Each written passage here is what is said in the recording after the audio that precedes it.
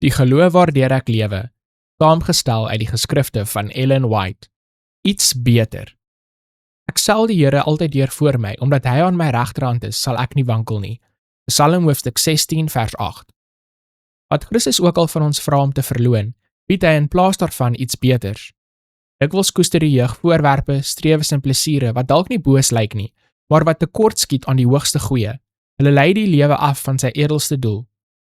Moet nooit toelaat dat vermaak of die geselskap van ander tussen jou en Jesus jou beste vriend kom nie.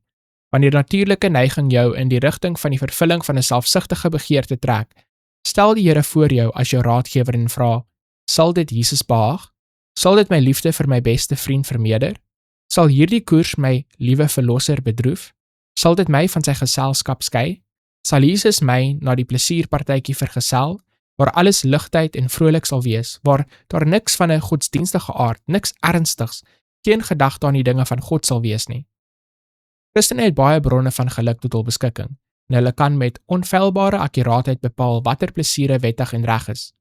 Hulle kan sulke ontspannings geniet, wat nie die verstand sal verdryf of die siel sal verlaag nie, wat nie sal teleurstel nie, en nie 'n hartseer nagevolg sal laat, wat selfrespek vernietig of die weg na nuttigheid versper nie. As hulle Jesus saam met hulle kan neem en 'n gebedsvolle gees kan behou, is hulle heeltemal veilig. 'n Verligte, onderskeidende verstand sal oorvloedige middele vir vermaak en afleiding vind, uit bronne wat nie net onskuldig is nie, maar ook leersaam. In al ons seisoene van ontspanning kan ons van die goddelike bron van krag vars moed en krag versamel, sodat ons lewens des te suksesvoller tot reinheid, ware goedheid en heiligheid kan verhef. Diegene wat werklik die liefde van God geniet, sal vreugde en vrede hê. Godsdiens is nooit ontwerp om 'n mens plesierloos te maak nie.